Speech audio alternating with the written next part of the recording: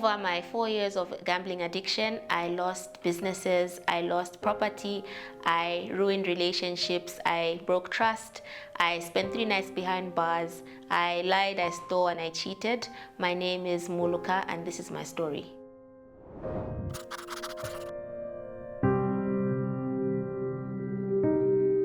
So for me, my gambling addiction, first of all, I didn't even know what an addiction was.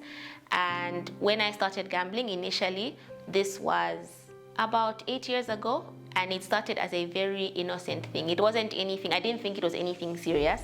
It was out of curiosity. I did go to the casino with 2 of my friends, and it was one of those things where I didn't think anything would come out of it. The first time I went to the casino, I lost. I didn't lose much, but I lost. And for me, actually, throughout my addiction, or throughout my gambling career, as I would call it, I didn't actually win per se. But after the first time I went to the casino, it was flashing lights, it was people winning, it was an environment that seemed different. And crazy thing is, I didn't actually need extra money at the time. Because I was a final year student in uni. I was, being kept by my parents. I had a part-time job at the time.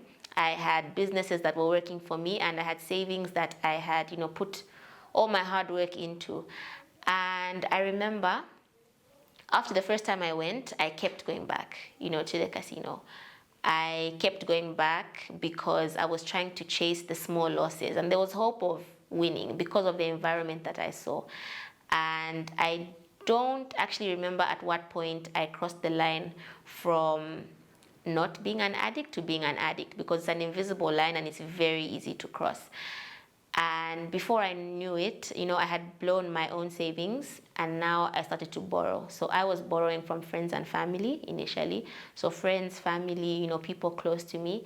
And when that stopped working, when I had borrowed from everyone and people were now tired, of giving me money, because I was always coming up with a new story of why I need the money, because I couldn't say where the money was going.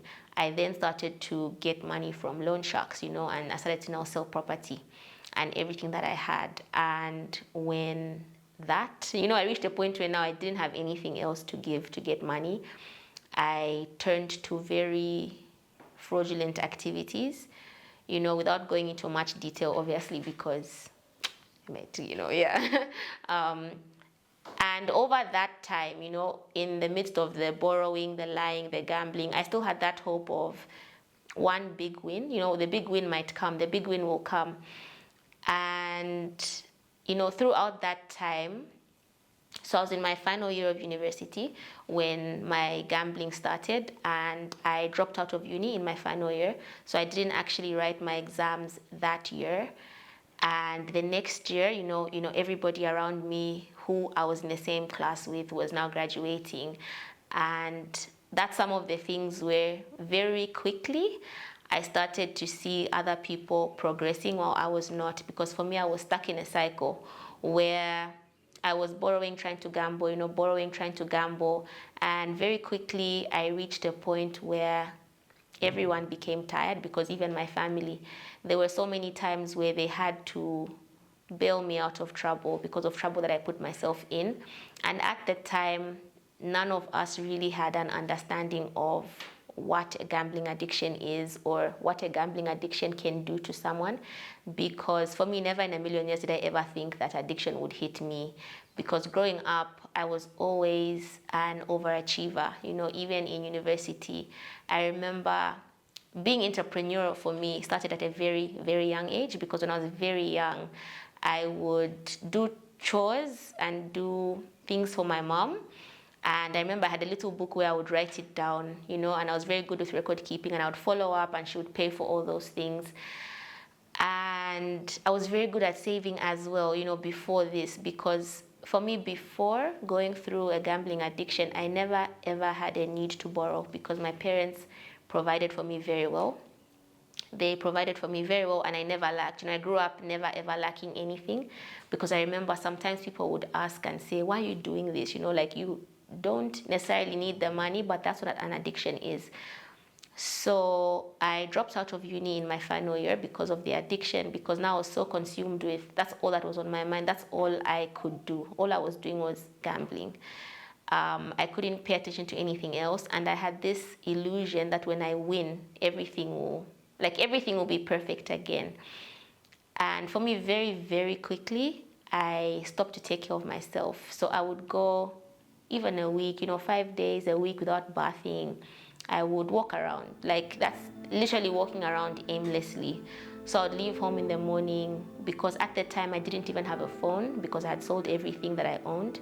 So I'd leave home, no phone, no mode of communication, walking around, hoping something bad happens to me. During the course of my addiction, I tried to take my life 3 times, and all 3 attempts were unsuccessful. And that's just because I thought the world would be better without me. And the biggest issue was the shame, the stigma, the guilt, because now it's causing a lot of problems for everybody around me, because it's a ripple effect. And it was, the people closest to me, that's my nuclear family, they suffered the most, because when people couldn't get a hold of me, it was them who they would hound because of things that I did. And when I first attempted to get help, I wasn't ready. I didn't accept I had an issue, because I was in denial for a very long time as to what the addiction is, or if I actually was addicted. And also there was no specific help for gambling addiction. So it was trial and error. And for me, I hit rock bottom so many times, so many times I hit rock bottom, because there were so many times where I thought things couldn't get worse, and they did. I thought things couldn't get worse, and they did. And because I was so desperate to feed my addiction, I ended up doing, illegal things, that's fraudulent things, and that landed me, behind bars. And even I will never forget the first time I was taken to the police station, and they said, okay, we need to detain her. The cops were like, no, you've got the wrong girl. It can't be her, it can't be you. Did you really do this? And for me, it was one of those things where it was, I don't know, how would I describe it? I would describe addiction as like trying to you're fueling a fire, to keep yourself warm because it feels safe, but then the fire is burning you. So for me, I was constantly getting burnt throughout, the addiction and my actions and everything. And so the first time I sought help, I didn't accept I had an issue. I wasn't ready to get the help, and I found it I didn't take my recovery seriously. And that made my addiction drag for a whole lot more time, also because of the stigma. And then being a lady, many times people would say things like, these are issues for boys, these are not issues that girls should be going through. And it really made me not feel comfortable with reaching out for help. Another thing was family members, friends, and people around me kept telling me, like, snap out of it. It's just you with an issue, it's just a moral failing. But then an addiction is an actual disease. I did finally, get help. That's after many, many, many rock bottoms. I did actually get the necessary help that I needed. I got recovery from a group in South Africa, a recovery group there. And after coming out on the other side per se, I then founded something called GamAid, and that's an addiction support center. And it's a gambling addiction support center where we support families and individuals struggling with gambling addiction. And for me, it's born from a place of pain. It's my pain that caused me to create GamAid, and hopefully it's something that can provide help, and provide hope and give people hope to know that there is a way out of addiction. And the recovery process and even being on the other side hasn't been easy. It's been a very long and messy journey, and there's still a lot of repairs, that I need to do. And there's still a lot of working on things that I need to do. And for me, I think one of the hardest things has been accepting that not everyone will forgive me for what I did, but then it's about what I'm doing with my recovery now and what I'm doing for other people in my recovery. I since did 2 counseling courses because I wanted to understand addiction better. That's after my addiction. And so I've currently got 2 counseling courses that I did. And we've got a team of GAM age people. So we've got, well qualified people to handle addiction and handle the cases. And everybody who's on our team now, we make it a point that even if they're not doing counseling sessions, whatever role they play, they all have, a counseling qualification.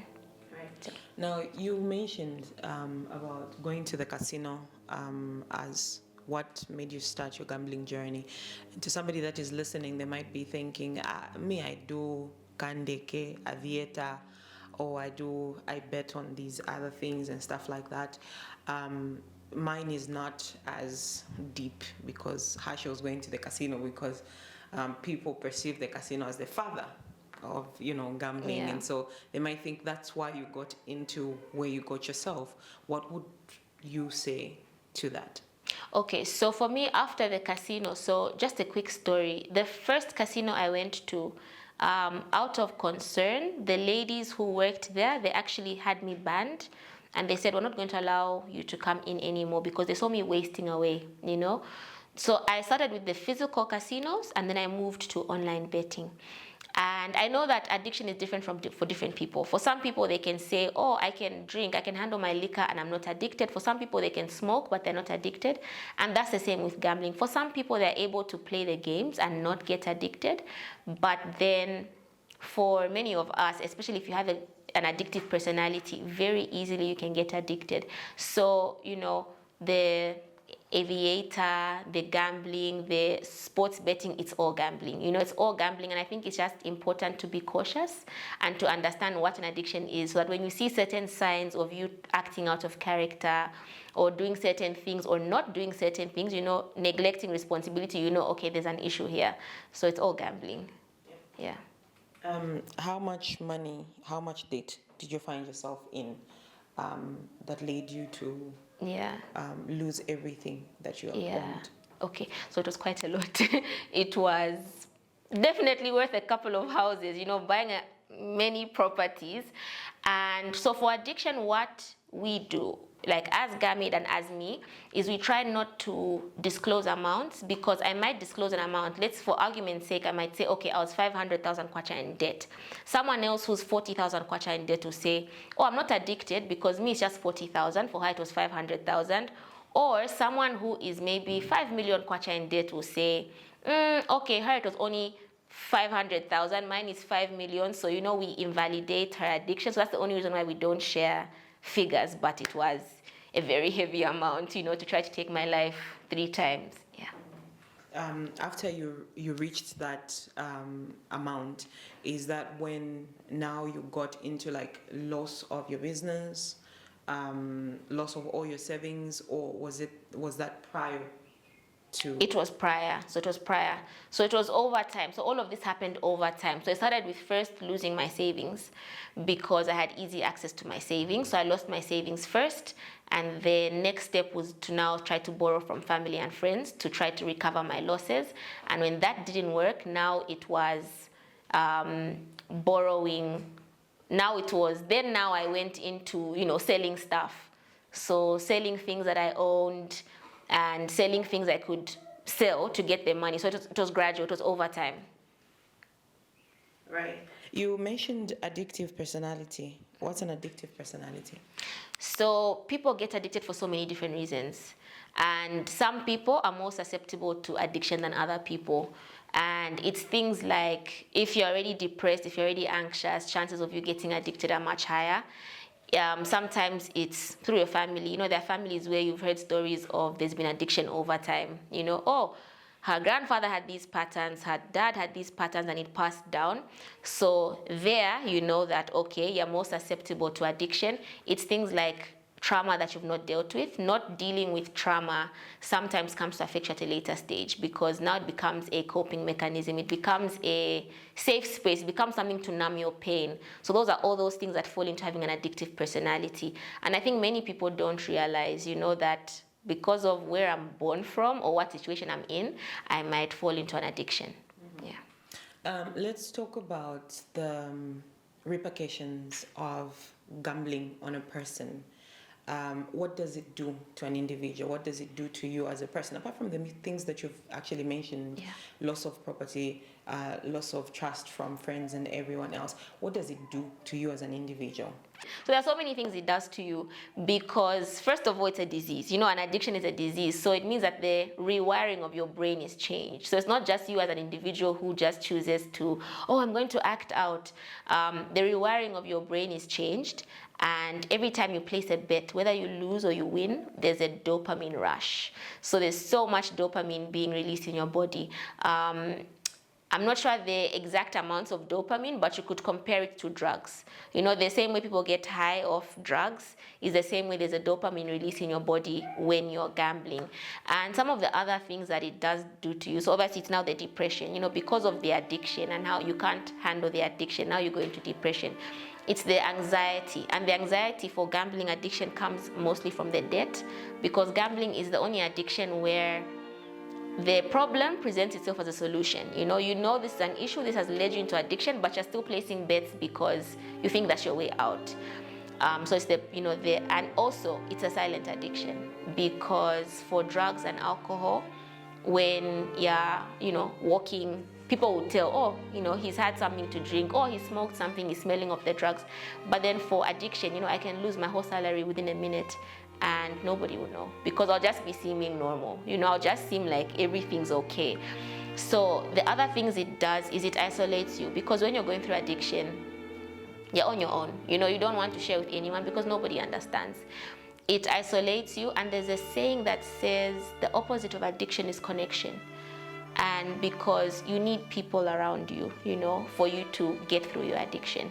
And that's why for us, we really, really encourage people to attend peer support meetings, because peer support meetings are meetings where people have been through addiction, they've come out on the other side, and they're able to walk you through your recovery journey.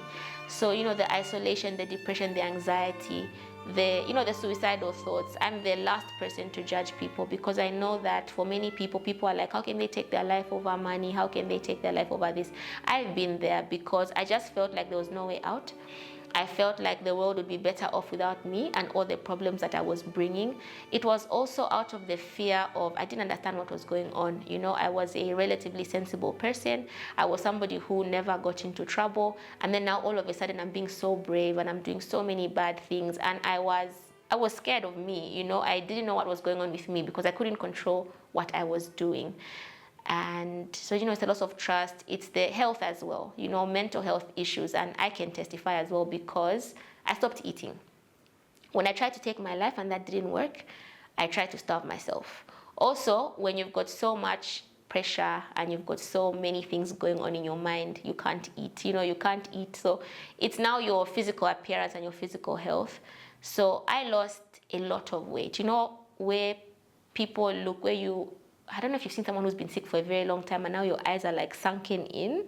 Yeah, I was one of those. It was like I was a ghost among people. I remember one day very well in 2019 looking in the mirror, and I just didn't recognize myself. I didn't recognize myself because I just didn't know who I had become.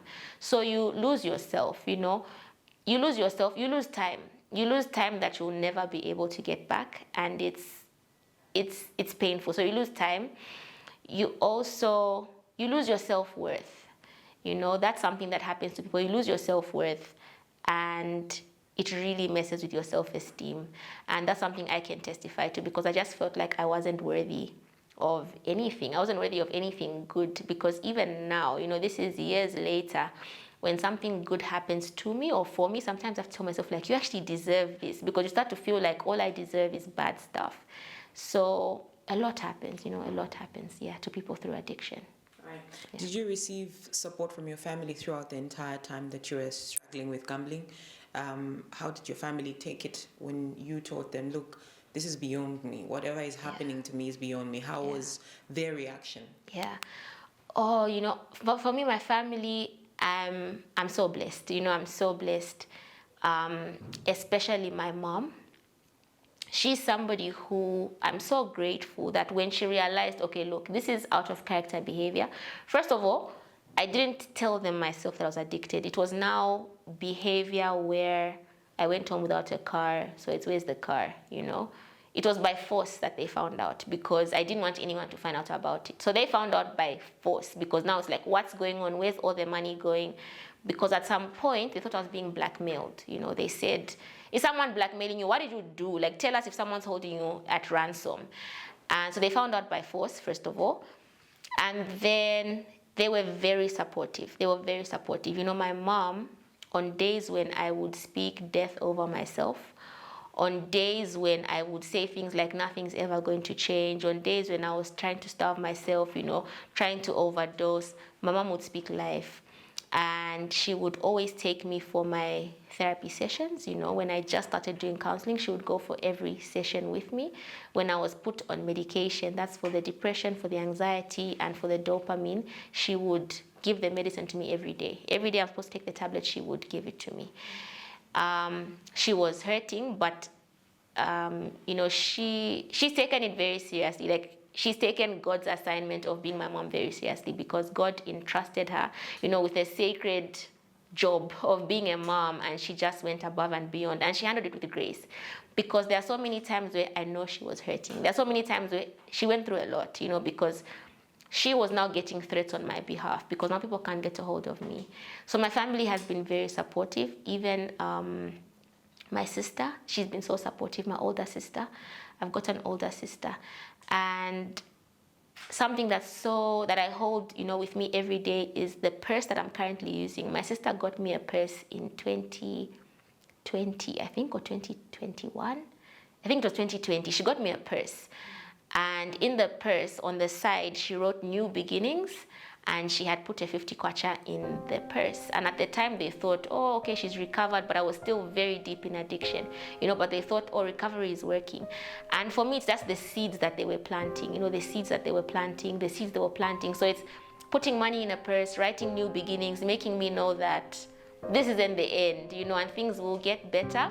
So it was very hard for them because they suffered financially as well, because it was a lot of financial challenges that I put them through. But I think they handled it better than I would have handled if I was a family member of somebody who's going through an addiction. Yeah. Now, you mentioned addiction is different for everyone. Signs and symptoms as well, different from everyone. And if so, how can guardians and parents look out for certain signs in their loved ones who might be going through addiction?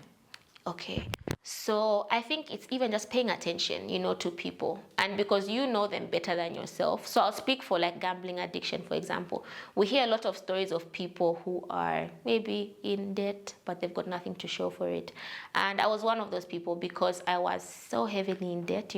Every day people are looking for me because I reached a point where I couldn't sleep at night because I was like, who's going to hoot? What are they going to do to me? Who's going to take me? Are the police after me again? So it's knowing the people who are around you, seeing what's going on. So we hear a lot of stories of somebody who's in debt, but they've got nothing to show for it. And for me, I remember very well, in a few years ago, people were laughing because they were like, she's in so much debt, but she doesn't even have a new shoe, no new handbag. I wouldn't have transport money, so everything I borrow will go towards the gambling. So I would walk, like very long distances, I would walk.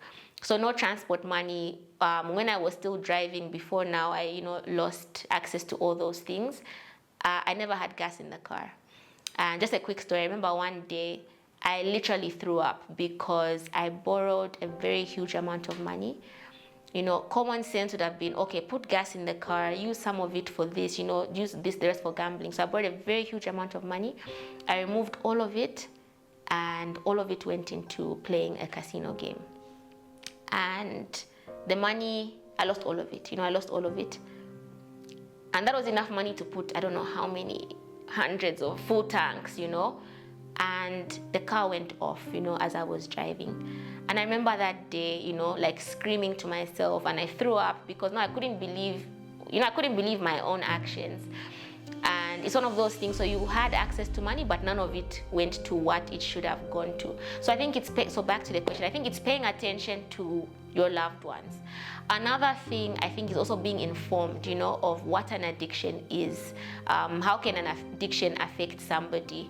And also creating a safe space. Creating a safe space is so important, because for me, I know 100% that without the support from my family, without the powerful words my mom would speak over me, I wouldn't be where I am today. Because when I didn't love myself, she loved me. When I hated myself, she still loved me. When there's so many times when I'll tell her, I don't think I'm going to make it to next week, I'm really sorry, like if anything happens to me, I love you. And she would tell me, you're going to be here. She would tell me you have a purpose. So I think also for family members and loved ones, it's very important to speak life over people. And I know that family members hurt just as much as the addicts, but then having boundaries but still being supportive. And it's also things where people who've never been through addiction are very quick to broadcast what somebody else is going through. It's also just, if you've got nothing good to say, don't say anything at all, because have a shield, have an umbrella for someone who's going through addiction, as opposed to letting them, get soaked in a storm, because there's so much that goes on and there's so much stigma. Yeah. So I think it's also the stigma. It's the stigma around addiction. It's the things we say. The way people would tell me, these are issues for boys, how can a girl be going through this? That really took me back, because I felt, okay, I shouldn't be going through this, so I don't deserve to get the help for it. Yeah. How many times did your family bail you out of date? I actually can't even count. I can't even count. And every time I told them this is the last time, I believed in my heart it was the last time. I knew what I was doing was wrong, but I was sick. It's an insidious disease. So I literally cannot count how many times they bailed me out before they reached a point where they said, look, we've done what we can, and this is getting out of hand. Yeah. When they reached that stage, what then was the next step for them? Were they the ones that connected you to the South African team that you mentioned, or was kind of Portia's pilot washing their hands and saying, you're alone in this? No, so they didn't completely wash their hands. So they washed their hands to a certain extent, but they were still loving, they were still caring, they were still upset, but they were still doing what they needed to do. Even through my recovery process, they held my hand through the journey. And how I found out about how I got into the recovery program was, there's a lady, I've got an aunt, and she's been such a big part of my recovery journey. She's the one who linked me to an addiction specialist in Zambia. There's an addiction specialist in Solwezi, and she's the one who said, okay, you can't say you've recovered without going through certain, steps or things like that. And that's how I found out about the South African group.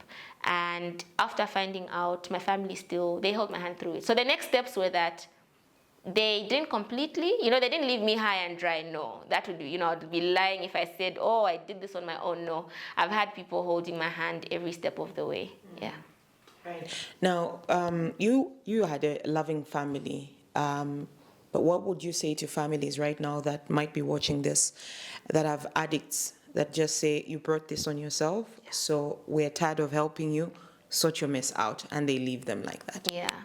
In my opinion, that makes things 10 times worse, because we see cases like that, and we've experienced cases like that, under GAM aid, where family members say,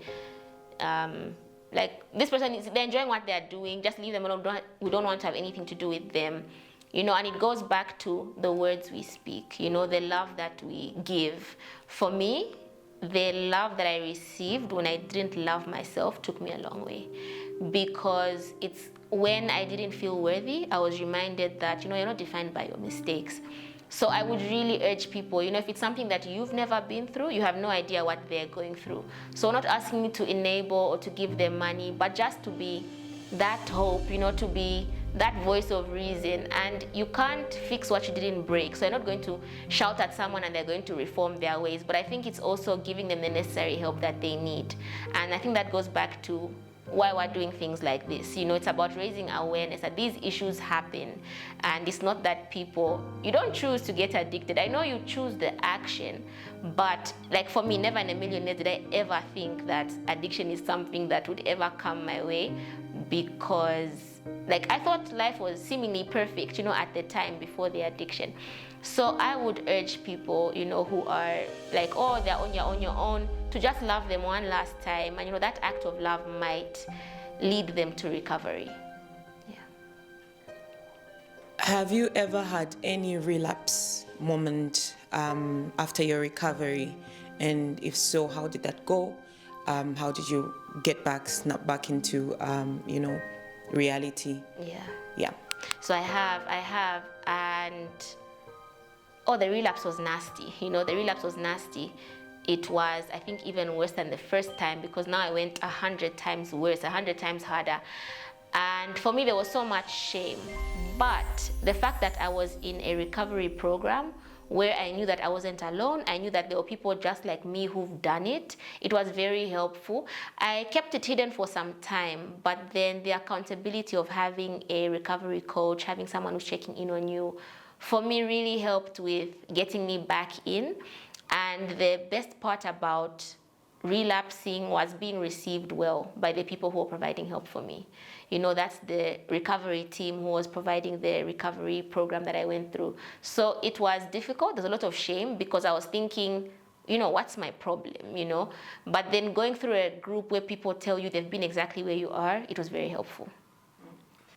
You run an organization to help people recover, those that are going through gambling addiction. On a scale of 1 to 10, how would you say gambling addiction is in Zambia? How bad is it? I would say 20. To be quite honest, I would say 20 out of 10, because when we started, we knew it was bad, okay? We knew it was bad.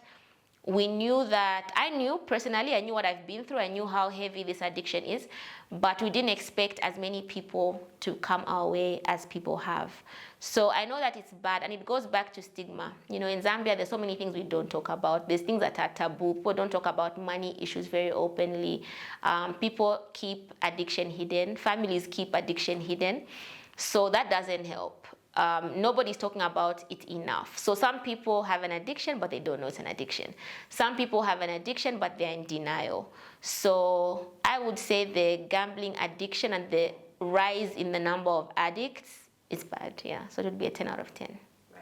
After you came up with this organization, have you seen a number of people coming to you to seek help? And how's that going? Okay, so we have actually quite a lot. People don't stay in the program, and it's because for a lot of people, they are not paying. Like for the online, program, they're not paying. So they don't take it very seriously. But then for some of our services, we don't charge. But then we have had a lot of people reaching, because we have had from 2023 till date, we have had over 1,000 people reach out. And majority of them are between the age of 18 to 35, so that's like youth. We have had a few underage people reaching. We have had a few older people reaching. So there's no day that passes that we don't get a new person reach out. I know everything you do at the center is confidential, but from the surface of things, are you able to just run us through some of the cases that you feel have been the worst cases that you've ever handled or dealt with? Okay. Families have broken, that's one thing that we see a lot. And I would say marriages more than like nuclear families, because like for a nuclear family, like you can't get rid of me, because if I'm your child, I'm your child, But then for families, we've seen a lot of families breaking, and it's been very nasty ways in which they break. We have seen some very, very seriously and carefully organized crimes for people to get money without, saying what those crimes are, because people get desperate. You have to feed your addiction.